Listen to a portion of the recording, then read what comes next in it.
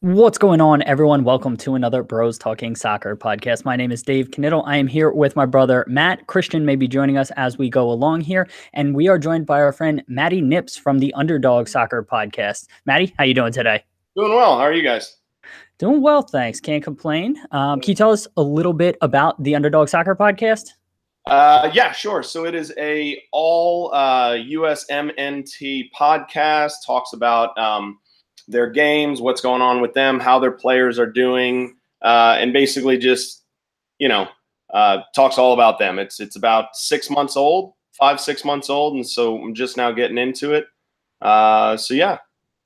Absolutely. Check that out, everyone. We have it linked in the podcast show notes and the YouTube description. We also have Maddie's Twitter account linked there as well. Matt, how are you doing today?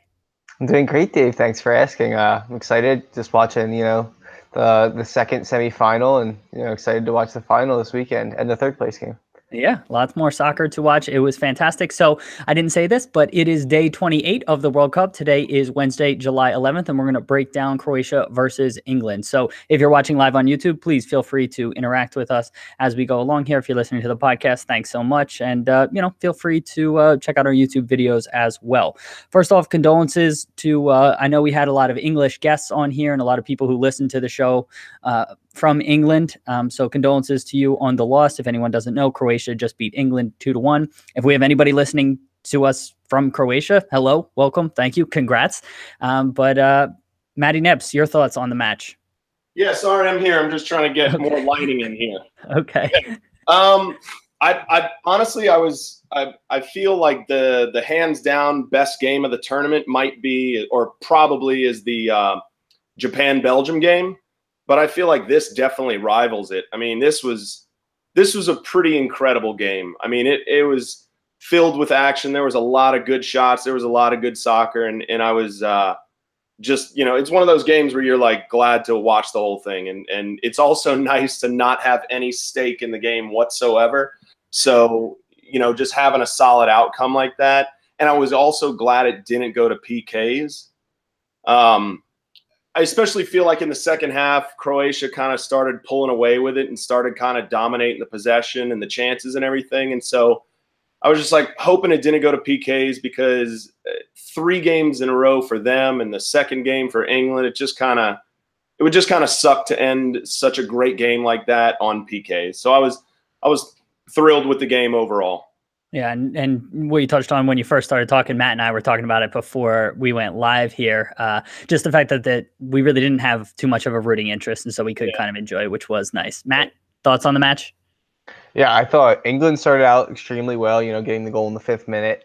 I thought, watching the first 20 minutes, England was going to pull away with the match. They looked like the more dominant side. Croatia started out the game like really slow, it seems like, and then just completely dominated as the game went on, especially in the second half. Yeah. Modric, Rakitic, like that midfield, they just came alive as the game went on. And Mandzukic, he looked tired throughout the whole game, but then eventually getting that one little break in extra time, and then eventually going down for 3 more times after that. But yeah. I thought it was a good game that Croatia, I think, deserved to win. Yeah, absolutely. So well said. I thought it was interesting that Vrsaljko ended up being okay, because he did not look right at the end of their last match. And so the fact that he was able to get right and start and play the entire time was a bit surprising from a lineup perspective. Also, I like that Croatia brought in Brozovic, I think is how you pronounce it, as a defensive midfielder, and allowed Rakitic and Modric to play a bit more forward. Now, I didn't think that they were as involved as I would have expected. Specifically Rakitic, I didn't think he had a good first half, but he played better as it went on. But again, just from a lineup perspective, I thought it was good, those lineup decisions, and England came out in basically the same lineup that they've been playing in, their strongest lineup. Now, the match started, lots of fouls early on. It was a little bit of stop-start, both sides kind of committing fouls, and then the 4th minute comes along. England earns a free kick. There was a long ball from Walker. It got bounced around a little bit, and Lingard had this really nice kind of settle and spin move to keep possession for England. He laid it off to Dele Alli, who was running through the middle, and Modric fouls him in the middle of the park. England, basically, the majority of their goals have come through set pieces. They get a really good set piece opportunity in the 5th minute, and Kieran Trippier just steps up and just hits a fantastic free kick. England takes the lead 1-0. Matty, your thoughts on the play? Yeah, definitely a foul. And I picked the game 2-1 before it started for Croatia to win. But more so, I kind of mentioned on Twitter that, like, the only way Croatia is going to win is if they minimize the free kicks and they minimize the amount of corners. And 4 minutes in, they give up a legit foul, and he capitalizes on it. Great free kick. So yeah, kind of that was on Croatia, Matt, any other thoughts to add to this? No, I agree that it was a definite foul, top of the box. I was critical of England's selection of free kick takers earlier in the World Cup. I never understood why it was the outside backs, and then I guess that's why it was a great finish. Absolutely. I mean, yeah, nothing else really to be said. Trippier hits a fantastic free kick. I mean, nobody's really saving that. Over the wall, upper 90. I mean, fantastic. England takes the lead. Then, as the match goes on, I just had a couple notes here. I thought England were looking for Sterling on the long ball a lot in the first half. They were trying to hit that over the top quite a bit. I thought Croatia, when they were defending corners, they were in a zone throughout the match. We talked about this on previous podcasts, and I like them doing that. Didn't like that they didn't have men on the posts, and we saw later in the match, actually, Vrsaljko drops back to cover the post. Otherwise, England may have taken the lead. But again, just notes that I had seen there. England pressed very high, specifically on Croatian free kicks in their own defensive half and goal kicks. Croatia likes to play it out short, and England were just not letting them do that whatsoever. So they were doing a lot of that. I said Rakitic was giving the ball away a lot. Pickford was clearing the ball a bunch with his right foot, which was impressive given that he's right-footed. Matty Knips, any thoughts from the first half on anything I've mentioned here? I mentioned, I wrote down, because I took notes as well, I wrote down around the 40th minute that, I almost felt like, and I guess I don't watch England enough, and I definitely don't watch Pickford outside of England, so I don't know how comfortable he is with the ball at his feet, but I felt like they were really relying on him a lot, playing a lot of balls back. And then in the second half, there was one or two kind of sketchy plays back to him where they kind of lucked out to be free of that. But yeah, I felt like they were using him, and it never bit him, so I guess they weren't using him too much, but I kind of thought that. And I wrote early in the game, I thought that Vito was going to end up having a hard time with Sterling because they were playing so many balls in the air, and Sterling's obviously really fast, but Vito was winning a lot of those chances. I mean, that dude is a beast. He's another one of those players that I've never seen play that much, but I mean, he needs to be a household name after the World Cup. Matt, your thoughts? Yeah, I thought they were forcing the ball to Sterling a little bit too much in the first half, especially because he wasn't getting on the end of pretty much any of them. Yeah. Vita, like you were saying, and Lovren, I think they did a real good job covering it, but it's not like they kept going through the center backs, and I don't think Sterling was really even close. I don't think they were on the right page, on the same page for some of those runs. Really? I thought that they were very close, and a lot of times they were out for throw-ins for England in dangerous positions. And then in the second half, I thought once Sterling was isolated a bit more on Lovren, I thought he was having even more success. Yeah, I agree with that. Lovren, and even the one time in the first half, I think Sterling got the foul early on, and they were saying Lovren should have gotten the yellow card for that. But I don't know about that. But yeah, I think he was better on Lovren rather than Vita. Yeah. I noted this. I mentioned this when Croatia was playing Russia. Croatia defends free kicks the way I want to see more teams defend free kicks, and that carried over into this game. So anyone who hasn't listened to the podcast before or missed that on the last one, Croatia doesn't start with a high line defending, free kicks in their defensive half, meaning they don't start at the 18 and then sprint at their own goal. Because for whatever reason, most teams do that. They try to catch teams off sides. They think that's the best way to defend. Croatia just starts with their defense around the penalty spot, and they don't really drop back at all, and they're just trusting their team to just win the ball on crosses. So again, we saw that throughout the game, and I thought it was just interesting defending style. I want to see more teams do it because it doesn't, for the life of me, make sense why you would want to sprint at your own net while trying to keep the ball out of your own net. And so again, just wanted to highlight that. Matty Knips, any thoughts on that? Nothing that I really noticed on that particular instance. So no. Okay. 30th minute, Lingard plays a ball into Kane. Now, this was eventually called offside, but it wasn't offside. And we've seen this from referees in this tournament. They've been instructed on close plays to let the play kind of continue. And the referees did let it continue. And ultimately, Subasic makes a really good save. And then Kane gets the rebound and he hits it off the post, off of Subasic, and then somehow it doesn't go into the net, and then they flagged offsides, which was the incorrect call. But Matt Knittel, thoughts on this play? Yeah, I think Kane probably should have finished it, especially on the second chance. But I mean, like, they didn't raise a flag until after, so it didn't really have an effect on the game. So I think that was good refereeing. Yeah, but well, I mean, finished. Yeah, I know he should have finished, but like, if he scored, then the flag would have never went up, and like it would have been corrected anyway. So it's not like I'm saying it was good officiating. Yep, I'd agree with that. Matty Knips, thoughts? Yeah, same type of thing. I mean, more so just surprised that Kane didn't finish. I feel like those little kind of scrappy opportunities are the ones that he usually capitalizes on. And no, it definitely wasn't offsides, and which was a little bit strange. But yeah, they got it right. 32nd minute. I thought Croatia didn't have much in the early part of the first half, but as the half went on and then into the second half, they just kept upping the tempo and really started to create more chances. The first real opportunity came in the 32nd minute. Rebic, who I've highlighted in the past, he's been my breakout player of this tournament. I thought he played well outside of, he got a little fiery on some of his crosses that he completely overhit. But beyond that, I thought he played pretty well. But in the 32nd minute, there's a chance. Modric does really well to hold the play up and create an opportunity. I think Rebic swings in the cross, and then it eventually gets cleared and bounces back to him. He takes a touch and hits a left-footed shot, ended up going directly at Pickford. But again, this was the first time we saw Croatia start to get a chance, and wanted to highlight that opportunity. Matty Knips, any thoughts on that play?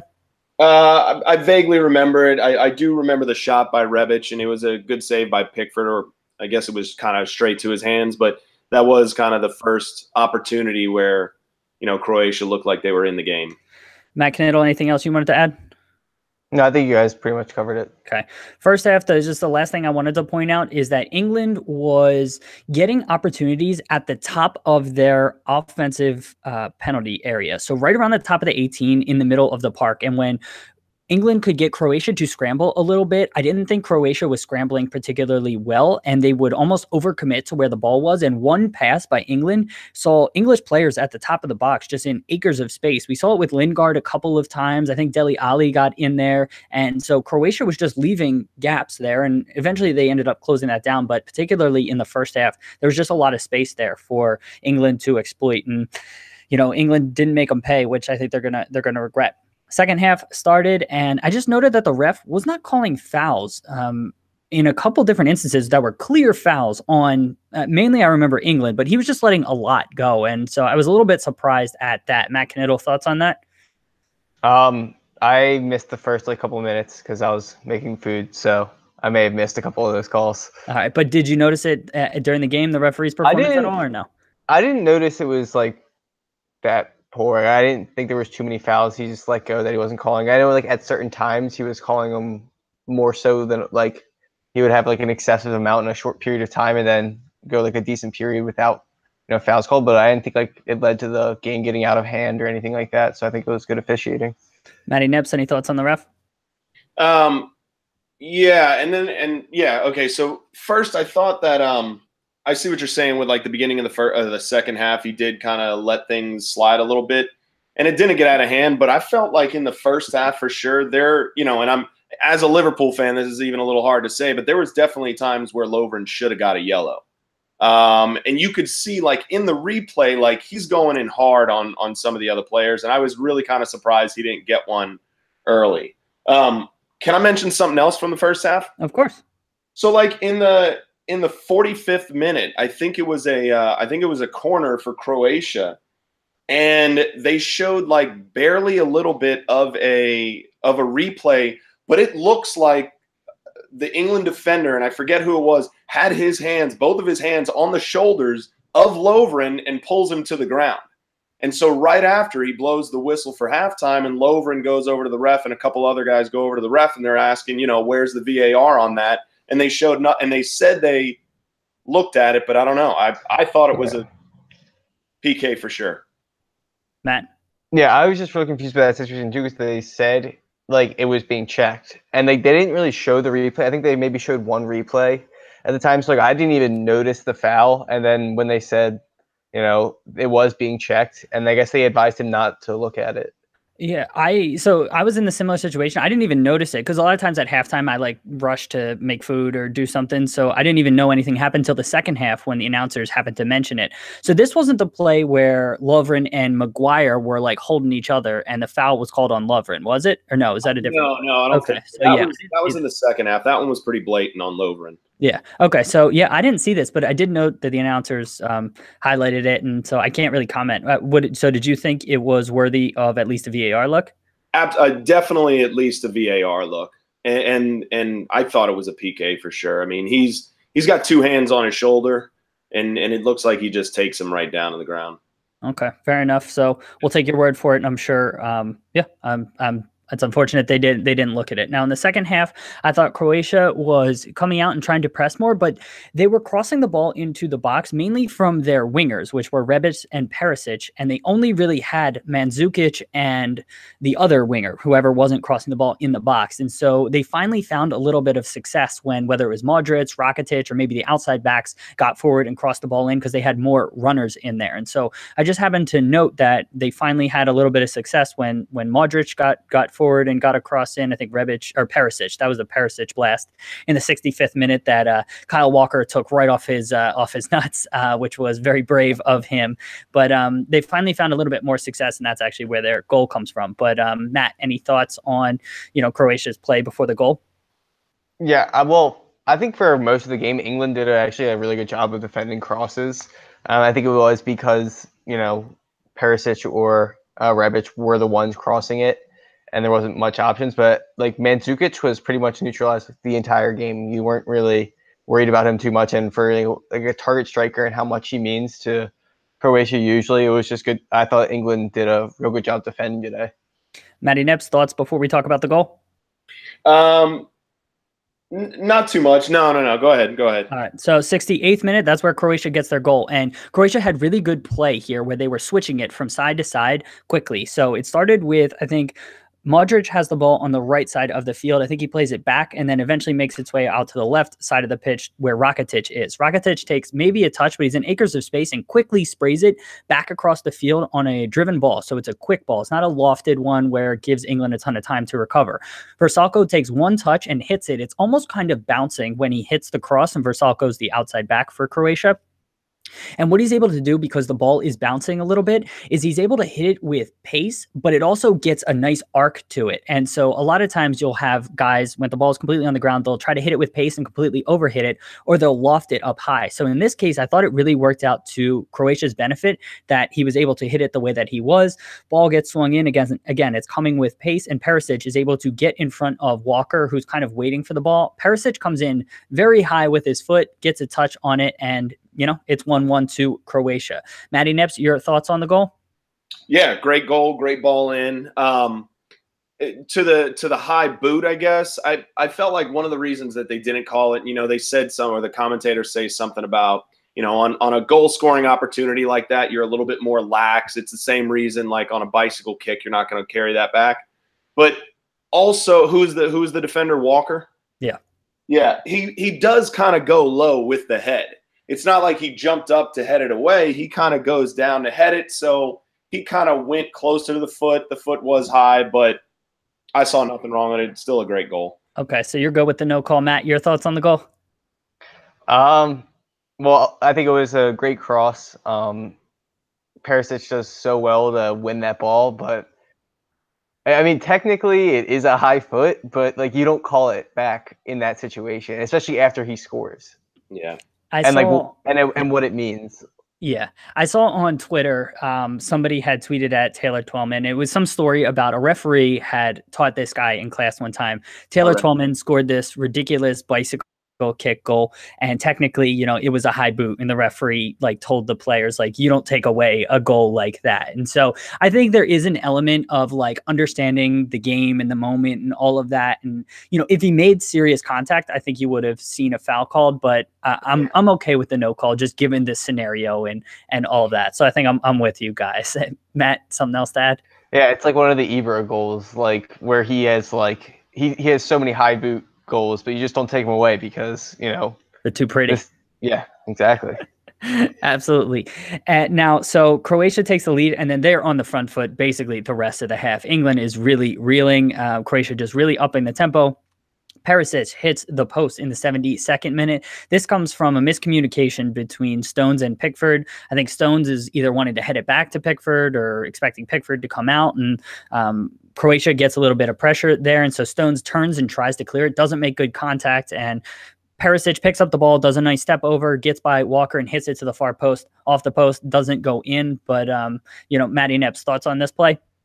It was a pretty slick little move there by Perisic to have basically a one-on-one with the keeper, beats the defender, hits the post. And then who was it that had like a little rebound off the post there and then hit it straight to his hands? I forget. Rebic. Yeah. But good play. I mean, that was the moment when like the drive shaft was just straight down. Like they were balls to the wall. They were like doing everything they possibly could to put another goal in like right away. And it seemed like anything England would do it didn't matter at that point. Matt, thoughts? Yeah, we eventually saw later that, the communication between Stones and Pickford probably could have been better. Yeah, he didn't do a great job clearing it. And I think Perisic did such a good job of creating that space. I think he's been incredible this tournament. I want to see him play more. I'm excited to see him in the World Cup final. Yep. I think he does a good job of like putting it far post too. Yeah. And, would have been nice to see him get a goal there. 77th minute, England has probably their best chance from open play. I noted this later, but England didn't actually register a shot on net other than their goal. So I know we had highlighted in the past they're so dangerous from set pieces, but Matt? Well, does Stones' header not count as a shot on goal? Apparently not. I think because it was cleared off. I know, it's ridiculous. I always wonder that because it doesn't make sense. When a shot is cleared off the line, I guess it's not technically a shot unless the goalkeeper saves it. Well, that was late. That was in like you're talking about the one, in like the 98th minute? Yes. Yeah. Maybe did they not count that as a shot? No, because they were saying even after that England still didn't have a shot on net. But getting back to the 77th minute, England has kind of their best chance of the game from open play. Kane laid it off to Lingard, who was in. I thought that he took his touch a little bit too wide, and this is where he's on the right side of the penalty area, maybe around the 6, maybe he's 8-10 yards out, and he kind of does that shot cross low into the far post, but he completely, pulls it a little bit wider. Nobody gets a touch on it and actually goes out for a throw in. But again, just wanted to highlight that as England's kind of one chance from open play. 84th minute. No worries. 84th minute. Croatia gets an opportunity. There's a cross in by Rebic. Perisic gets a header to it. Mandzukic has like a collision with Pickford. They don't call a foul there, and Perisic ends up taking kind of the half volley over the net. And so this was a good chance by Croatia. Matt, any thoughts on it? Those? Yeah, I thought it was strange how they like didn't call the foul on Mandzukic there. Like typically, like especially with the ball, kind of like the way it was bouncing and like how like play was kind of dead. Usually they would just call a foul and end the attack. And I was just really surprised. Like, I don't even know if VAR, if they would have been able to overturn it because, like, the ref saw it. You know what I mean? Yeah. No, it was a foul. I agree. And that gets back to more like the referee didn't call some fouls that I thought were kind of clear fouls. Matty Knips, do you remember this play and have any thoughts? What minute was it? 84th. No, I kind of checked out for a second there. No worries. Then the last kind of noteworthy play from regulation is Rashford earns a free kick on the right side of the field in the 91st minute. He draws the foul from Rakitic, and they swing in a good ball, and Kane just, it's tough to criticize him here. There's a lot of bodies in there. He gets a header to it, ends up putting it wide. But again, dangerous from a set piece. Regulation ends. Only one sub from either team in regulation, which I found to be particularly interesting. Matty Knips, any thoughts on that? I think I think sometimes the commentators give these players like less credit than they deserve in terms of their fitness levels. Like, you know, they're referring to what you're saying about just one substitution after 90 minutes. Like, I think a lot of these guys are fine to make it 90 minutes, 120 minutes. And I think a lot of them deserve a lot more credit. Like, you know, I'm sure a lot of them were tired, but at the same time, like I wrote down that in the 67th or in the 62nd minute, Mandzukic megged somebody on the side, like right down the sideline, megged someone, and then like should have ran down the sideline, and the ball was played to him down the sideline, and he just like walked towards it. And I was like, oh shit, he's done right now. Like in the 62nd minute, I was like, he needs to be subbed out now if he's that tired. But obviously, I'm wrong. So I don't know. I think these guys just sometimes they're like, no, I'm fine. I've done this shit before. Matt, thoughts on no subs? Yeah, it just took me off guard, especially like he was saying Mandzukic was going to be my example. He looked like he was struggling for quite a bit of time out there, but then he goes on and, you know, scores the winner. So you know, yeah. I guess that's why I'm not coaching there. Yeah, well, and it's also surprising given how much soccer, particularly Croatia, has played. I mean, every single round of knockout round match has gone to extra time for them and to penalties until today, which just went 120 minutes. So again, it was particularly surprising that Croatia didn't make any subs. But there was just that one sub. Who was it? It was Rashford came on for Sterling. Now, in the extra time, Rose came on for Young for England. That was a left back, just straight substitution.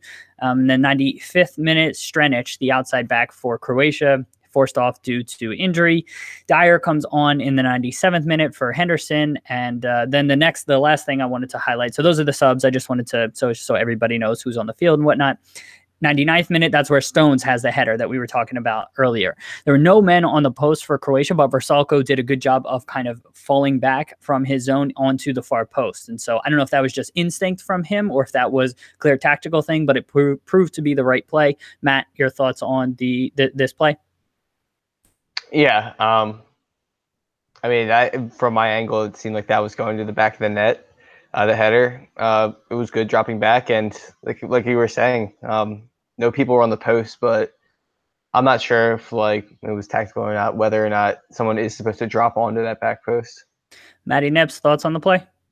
Good header by Stones. I mean, you even saw his face. Like, he couldn't believe that Vrsaljko was over there, like, to block that out. But, yeah, I mean, good play. 101st minute, my guy Rebic comes off, Kramaric comes on. Again, just kind of a straight swap. Pickford makes a fantastic save it's still first half extra time, but it's 107th minute, so it's the second minute of first half extra time. So if you're still with me there, this was a fantastic low-driven ball in from Perisic, and Mandzukic gets a foot to it, and Pickford just comes out, is big. He doesn't know much about the save. It's not, you can't even classify it as reaction. He just is in the right position, makes himself large and saves it, and Mandzukic has a pretty big collision. I know at Christian texted, our other brother, who hopefully will join us soon, texted that Alexi Lalas was saying this should have been a yellow card and a foul on Pickford. Because I don't know why, to be perfectly honest with you. So I wanted to bring it up. Matty Knips, your thoughts on the play and if this should have been a foul? No, I don't think it's a foul at all. The keeper was doing what he had to do to save that. He saved the ball. I don't understand. Yeah, I don't get it. But no, an amazing ball by Perisic. Amazing ball by Perisic, and I vaguely remember it, but it was the one where he kind of Mandzukic got his legs caught up, and that's why he was kind of injured from that point on. But yeah, great ball and good save by Pickford. Matt, thoughts? Yeah, I don't think that was a foul. He won the ball. He was just coming out to make a save. He made himself big. Yeah, there's no foul there. Yeah, it's two players. I mean, I think I can understand if Pickford didn't get any ball and just clattered into him. A lot of times we see that from goalkeepers who just absolutely destroy players, and then they just are let off without a foul. But on this play, it was both players sprinting at each other, and they each got a touch on the ball. So, Mandzukic gets there first, but, he hits it into Pickford. So for me, no foul. I'm good. Great save by him. Then first half first half of extra time ends, second half of extra time comes, and Croatia gets their goal, 109th minute, so about 4 minutes into the second half of extra time. The ball is crossed in, and Walker ends up blocking it, but he doesn't get a great block on it, and it ends up going pretty much straight up in the air. And so Perisic and I believe it was Trippier were challenging for it, and Perisic just gets his head to it and just puts it kind of back into a dangerous area. And Mandzukic, you could see actually right before when the ball is first cleared by Walker, he actually puts his head down and stops paying attention to the play. And eventually he realizes that the ball is still in that area. So Stones is facing kind of out. So if he's got his back to his own net, Mandzukic is behind him on his left shoulder. So I don't know if Stones even realizes that Mandzukic is there. Perisic gets his head to the ball, puts it in behind Stones. Stones goes to play it, and he doesn't react very quickly. And I think he doesn't even realize that Mandzukic is there. Mandzukic gets there first and just fires it in. Croatia takes the lead and doesn't relinquish it. Matt, your thoughts on the goal? Yeah, I think you can somewhat blame Stones for the goal just because he switched off. He was the one that did switch off, and that was technically his responsibility. But it's just kind of a ball like put into a space you never expect it to go to, like from that position as a defender, because I'm sure he was expecting Pickford to come out because the play seemed kind of dead. I think on the original play where Mandzukic was running back, I think Maguire was marking him on the previous play. So it was just probably like a miscommunication of who was picking up Mandzukic at the time, because they probably thought the attack was over and they weren't really picking up their mark yet. So I think it's just, if you had to point a finger at somebody, I guess Stones is the one responsible, but I think it's a tough play to completely blame their loss for. Yeah, and I wouldn't put it all at his feet. There were other plays that went on. Walker could have done better to clear it. Trippier could have done better on the challenge with Perisic, and Maguire could have done better to communicate. Matty Knips, your thoughts on the goal? Yeah, it was like your typical striker's goal. It was like a little scrappy, and it just he did everything he had to do with it. But it was definitely Stones that was closer to the ball there. I mean, he wasn't paying attention for whatever reason. That's on him. And I guess, that I don't even know if Perisic was trying to head it right there. I mean, it was such like a sloppy head. The ball's coming straight up or straight down, and he heads it there, and it just kind of lands in Mandzukic's feet. And so the defender should have done a little bit better to defend, I guess. But I think Perisic is just trying to put it back into some sort of danger area. And so I don't know if he's trying to put it in that exact position, but I mean, props to him. He did a fantastic job. Like Matt was saying, I thought he was probably their best player on the day. I thought Perisic was probably their best player on the day. Did you guys see what happened to Trippier? So extra time is happening, and I don't know if this was on the goal or shortly after the goal, but Trippier pulls up lame on one of the plays, and it just has his groin completely messed up. Matty Knips, do you know what happened there? No, I kind of missed it. I know it was after the goal though, right? I think so, yeah. Yeah, I don't really remember seeing it. I just remember him behind the goal there, and it was kind of done. Yeah. Matt, did you see anything or no? Yeah, I was the same way. I didn't notice until they said Trippier behind Pickford's net, having trouble walking, and they would have to go down a man. And I was like, oh, I didn't even realize he went down. So England had finished the match, I think it was about the last 5 minutes or so, plus stoppage time with 10 men. They fought pretty valiantly, but weren't able to get anything. They did have 2 free kicks kind of late in the match that Marcus Rashford hit in, and he chose to float them a bit more than, a lot of the balls hit in by Ashley Young and Kieran Trippier are a bit more driven into dangerous areas. It's tough to really fault him, but that was just something else I wanted to note. Matty Knips, anything else you wanted to highlight from this game? One other thing that I noticed, around 118th, 119th, 120th minute, notice Croatia was still, and maybe it was because England was down a man, but Croatia was still pressing hard. Whenever their defenders would get the ball, Croatia is running at them. I mean, which I was just super impressed by, that 120 minutes into the game, they're still pressing them hard to make a mess up. So yeah, that was only thing else I got. Matt, anything else you want to add? No. All right, fair enough. My last note, I mentioned this earlier, but again, England, no shots from open play. That might be indicative of something, deeper there. They did fantastic to create chances from set pieces, but they need to find ways to get goals and to get at least opportunities on net from open play. Now, they are the second youngest team at the World Cup this year. Nigeria was the youngest, and France and England were actually tied for the second youngest. So England has a bright future. Their manager is fantastic. I think he's done an exceptional job with this team, and it's only going to get better from here. So again, condolences to England fans, but Croatia earned this. I just want to echo just how impressed I've been with Croatia to fight through all of the adversity. They had a guy sent home after their first match. They've gone to extra time in every single knockout round match. They have fantastic players who have worked their ass off. They're dealing with injuries. Strenic has come off injured, I think, in every knockout round match. Versalco is dealing with injuries. Mandzukic is beat up. So, well deserved on them qualifying for the final. Matty Knips, anything else you wanted to add? Yeah, one last thing. I think, who is it? John Stone. Not John Stones. John Strong? John Strong. Yeah. He mentioned 3 or 4 times that Croatia would be the second smallest country ever to reach a World Cup final. You know who the first is? Uruguay. That's what I thought. Okay. Yeah, that's what I figured. But anyway.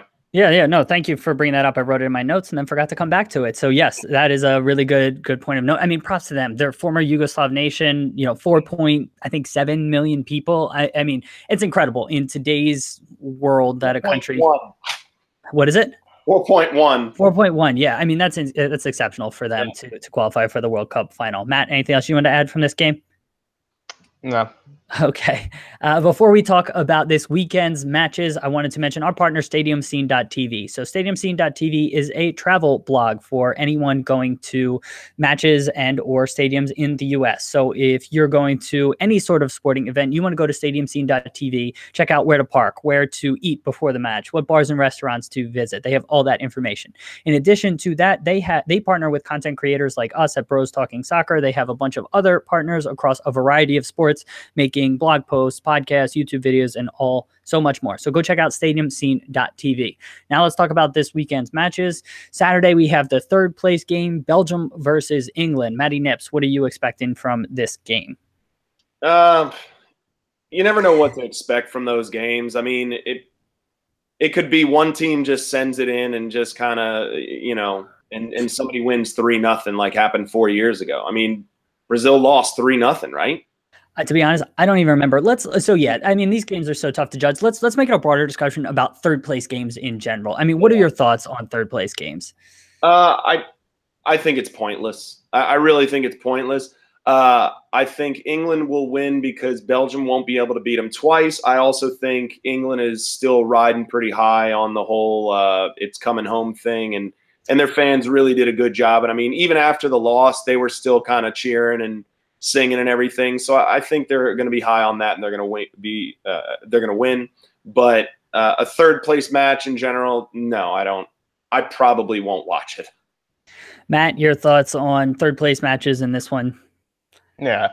So yeah, it's always tough to tell, because you're not really motivated anymore. You're not really driven to, be champions or whatever. You're just trying to, at this point, you're not really fighting for a place even with the national team. So it's not like there's much to play for. So, but talent-wise, Belgium is definitely more talented. But, you just never know how they're going to come out, if they're going to be playing all their starters, if they're going to try to get some of the older guys, their last chance to play at a World Cup or something like that. Yeah, I think you'll see. I believe actually probably both of these teams have had all of their players play in the World Cup, but anyone who hasn't played, you'll probably see some backup goalkeepers. You'll probably see anyone who hasn't gotten a cap, and then, maybe some of the younger players. But yeah, I'm with you guys. The third place games just don't make any sense to me. I mean, it's just got to be just straight marketing. Money is involved. They can sell tickets. They can sell TV time. That's the only explanation I have for any of this, because any true competitor is not going to want to play after they've already been eliminated. So, that's where I stand. I think we'll probably still do a podcast. Having said all of that, we'll still probably do a podcast. So make sure you tune in for that after the game. And so Matt and I will probably give our thoughts on the final after that. But Matty Knips, your thoughts on what's going to happen? France versus Croatia in the final? So from day one, I picked France to win it all. So I'm gonna stick with them. I I do think it's going to be a lot closer than what I originally thought. I feel like a lot of people, including myself, were saying, the France-Belgium game was the final. That, they weren't giving any credit to England or Croatia, and I think it's going to be a close game. I'm going to pick France, but I don't think Croatia is going to go down easy. Fair enough. So there you have it. We'll give our thoughts, and I can definitely see that as well. I mean, any team that makes the final has earned their spot, and nobody's just gonna roll over. Particularly the way France plays. I mean, they don't just come out and just dominate teams. If they get a lead, they're gonna sit back most likely. So I can definitely see that playing out. Matty Knips, anything else you wanted to mention from anything we've talked about so far? Nothing from me. No, that's it. All right, Matt Knittel, anything you wanted to mention? It's not coming home. All right, that's nice. Looks like Christian didn't make it on, so we'll have to get his thoughts next time. He's probably still stuck at work. Matty Knips, can you remind people where to find you and a little bit about the Underdog Soccer Podcast?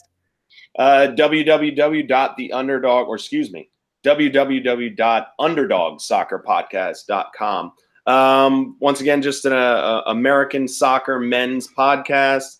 And I also have it on SoundCloud now, which is at Underdog Soccer Podcast on SoundCloud. My Twitter is at Underdog SP. US Podcast. It's at Underdog SP, right? Isn't that what it is? There was some initials somewhere on there. I'm such a bad Twitterer. So, yeah. We have it linked in the video description and podcast show notes, so you can definitely find him there. Yeah. So guys, thank you so much for being here. If listeners, or viewers, if you want to get in contact with us, our Twitter's at BT Soccer Pod. Please go follow us there and interact with us. If you want to email us, our email is bros.talking.soccer@gmail.com. Lastly, we have a website, brostalkingsoccerpodcast.com. You can read about us, check out past episodes. We just added a store feature. So we have an Amazon affiliate link on there. So if you buy anything on Amazon, no additional cost to you. It's only one extra step. If you click off the link on our site, we get a small percentage of whatever you end up buying. It goes to help pay for the show. We've been doing this for 1.5, close to 2 years at this point, and haven't done any ads or made any money. So again, if you could please just help us out, we would greatly appreciate that. We also have some recommendations on there of some of our favorite soccer books, video games, and stuff like that. So please feel free to check that out. Matty Knips, thank you for joining us today, man. Thank you. Right. Matt, thank you for being here. Listeners, thank you all for being here, and we will talk to you soon. See you, everybody.